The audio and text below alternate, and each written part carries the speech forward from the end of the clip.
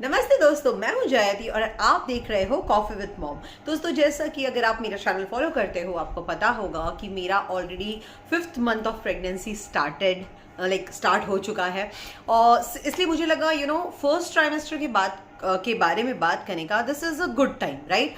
क्योंकि मैं already first trimester अपना कंप्लीट कर चुकी हूँ एंड उसके सारे प्रॉज एंड कॉन्स प्रॉब्लम्स के बारे में मुझे लगता है थ्रू आउट फर्स्ट ट्राइमेस्टर मैंने जितने भी प्रॉब्लम्स फेस किए हैं, चाहे वो सर दर्द हो, पेट दर्द हो, पीठ दर्द हो, कंटिन्यू उल्टी आना हो, चक्कर आना हो, मैंने इन सब के बारे में बात की हुई है पुराने वीडियोस में। So please go ahead and check last month के एंड उसके पहले वाले मंथ में मैंने ये सारे प्रॉब्लम्स डिस्कस किए हुए हैं।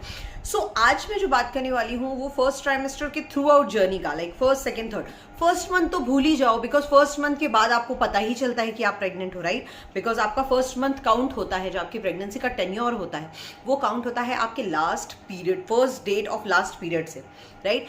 उसके बाद पता कब चलता है? जब हमारा नेक्स्ट पीरियड मिस हो जाता है, यानी 1 महीना ऑलरेडी हो जाता है, तब हमें पता चलता है। तो ये फर्स्ट ट्राइमेस्टर का हम पहला मंथ भूल जाते हैं। हाँ, कईयों को फर्स्ट ट्राइमेस्टर के फर्स्ट मंथ पे ही उल्टी, चक्कर, ये सब धीरे धीरे समझ में आने लगता है, लेकिन स्टिल ये उतना प्रोमिनेंट नहीं होता है जितना सेकेंड एंड थर्ड मंथ में हो जाता है, राइट? तो सबसे पहले हमें ये समझना है कि आपको जब फील होता है कि maybe you are pregnant, आप जब भी डाउट करते हो तो आपको पहले ऑफकोर्स होम प्रेगनेंसी टेस्ट करना चाहिए।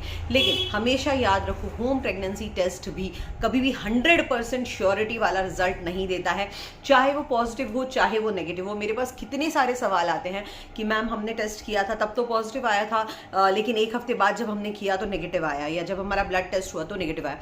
तो इसे केमिकल प्रेगनेंसी कहते हैं, जो कि फॉल्स अलार्म हो सकता है, फॉल्स डिटेक्ट हो सकता है आपके होम प्रेगनेंसी टेस्ट में, ठीक है? कई लोगों का ये मैसेज आता है कि हमने तब किया था, तब नहीं था, अब आ गया, लाइक अब प्रेगनेंसी है, तो ये क्यों?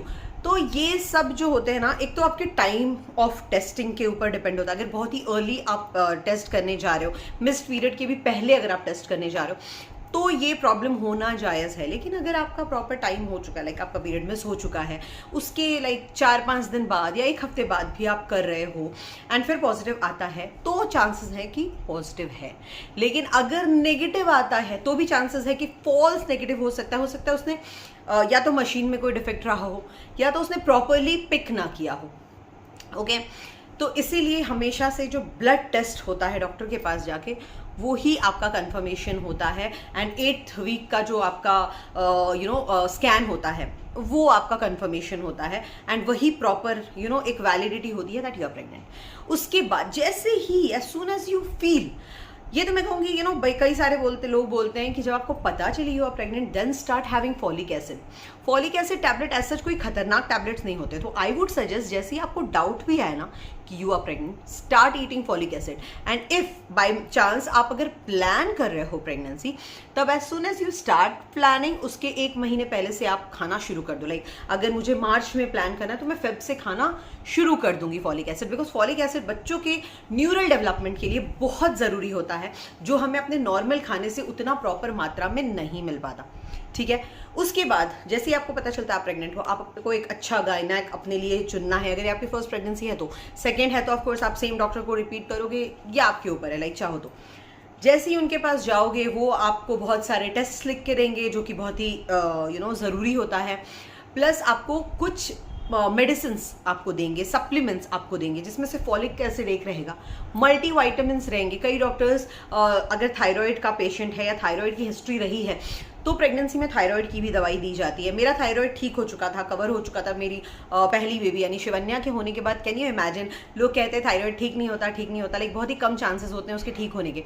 लेकिन जब मैंने अपने पहला बेबी को डिलीवर किया, उसके बाद मेरा थायराइड लिटरली ऑलमोस्ट 6-7 महीने के अंदर एकदम कंट्रोल में आ गया था। ऐसा कंट्रोल में कि मैंने मेडिसिन बंद करने के बाद भी लगभग हर 6-6 महीने में मैं टेस्ट करती थी, एंड मेरा थायराइड बिल्कुल कंट्रोल में आ गया था। तो कहते हैं ना, हमेशा एक माँ एक बच्चे को नया जन्म दे, जरूरी नहीं, कई बार बच्चा भी माँ को नहीं जन्म देता है। तो मेरे शिवन्या की वजह से मैं थायराइड से कंप्लीटली फ्री हो गई। एंड वो जो एक पेन होता था ना कि रोज सुबह दवाई लेनी है, वो सब टेंशन हट गया। So I was really very happy and thanks to Shivanya.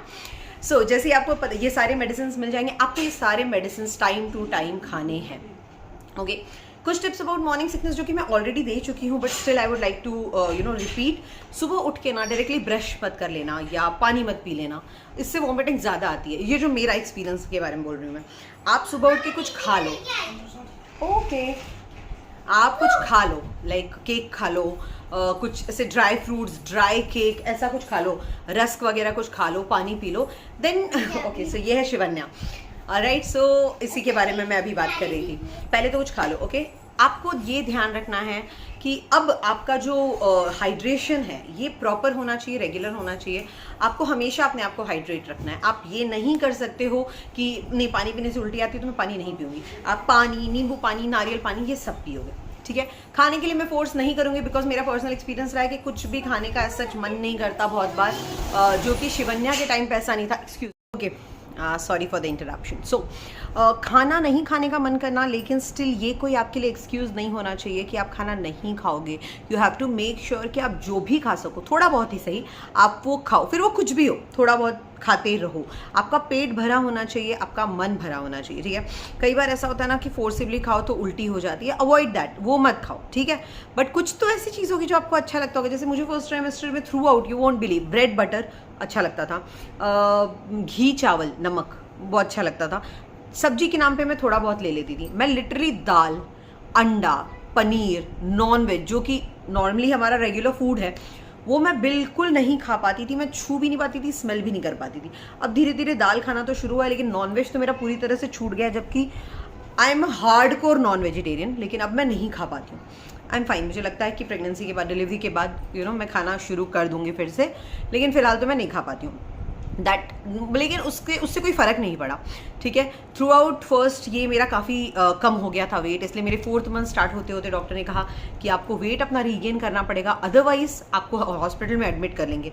And वो मेरे लिए बहुत शॉकिंग था, बिकॉज शिवन्या बहुत छोटी है, मैं उसको घर में अकेला नहीं छोड़ सकती। वो मेरा सबसे पहला थॉट था। सो उसके बाद मैंने जो भी चीज़ मैं खा सकती थी ना, वो मैं ज़्यादा करके खा रही थी। स्पेशली देखो, फ्रूट्स खाना अच्छी बात है, लेकिन फ्रूट्स आपका वेट नहीं बढ़ाते। आपको ऐसी चीज़ खानी है जो आपको फिल्ड रखे, आपका वेट भी बढ़ाए, जैसे स्पेशली कार्ब्स। तो इसके लिए मेरे डॉक्टर ने मुझे कुछ कुछ ऑप्शंस दिए थे, जो कि मैंने ऑलरेडी अपने पुराने वीडियो में आपके साथ डिस्कस किया हुआ है। तो वो सब आप खाइए। आप ज़्यादा से ज़्यादा फ्रेश खाना खाइए, गर्म खाना जो होता है ना, एकदम गर्मा गर्म नहीं, लेकिन ताज़ा खाना खाइए। बासी खाना बिल्कुल मत खाइए। मौसम के अकॉर्डिंग जो भी चीज़ें होती हैं, लाइक अगर ठंडक है तो आप जो गर्म टाइप का खाना होता है वो खाइए। जैसे अभी हमारे यहाँ पे बहुत गर्मी थी, तो दही हो गया, फ्रूट्स हो गया, जूस हो गया, वाटरमेलन हो गया, दलिया हो गया, ये सब चीज़ें मैं ज़्यादा खा रही थी, ठीक है। सो आप अपने मौसम के हिसाब से चीज़ें खाइए। ज़्यादा से ज़्यादा सोइए, बहुत ज़रूरी है। जितना सोओगे उतना आपके बॉडी के लिए बहुत अच्छा है। 10 से 12 घंटा इज़ द टाइम जो आपको रेस्ट आपके बॉडी को देना चाहिए। अब वो आप बैठे लेटे लेटे कुछ पढ़ रहे हो या प्रॉपरली सो रहे हो, एवरीथिंग इज काउंटेड, लेकिन आपको रेस्ट लेना है। आपको ज़्यादा बेंड नहीं होना है। फर्स्ट ट्राइमेस्टर में आपको बहुत ध्यान रखना है कि आपको ज़्यादा बेंड नहीं होना है, आपको भारी चीज़ नहीं उठानी है, आपको ज़्यादा स्टेयर्स अप डाउन नहीं करना, और कर भी रहे हो ना तो बहुत ही स्लोली। लेकिन कई बार ऐसा होता है कि घर में है स्टेयर्स, यू कांट अवॉइड, सो आपको बहुत ही स्लोली स्लोली स्लोली उतरना है। फट फट फट फट फट फट फट ये नहीं करना है। कितना भी कॉन्फिडेंट हो जाओ, भले ही आपका 3rd बेबी है, फिर भी इतना भी कॉन्फिडेंट नहीं होना है कि आप बच्चे को रिस्क में डालो। Alright, clear. बैक पेन के लिए बहुत ज़रूरी है, जो कि मैंने आपको पहले भी पुराने वीडियो में बोल चुकी हूँ, फिर से रिपीट कर रही हूँ। धूप अपने बॉडी को देना चाहिए। आपका पोस्चर स्ट्रेट होना चाहिए। सोते वक्त अपने बैक और अपने पेट दोनों को सपोर्ट देके सोना है।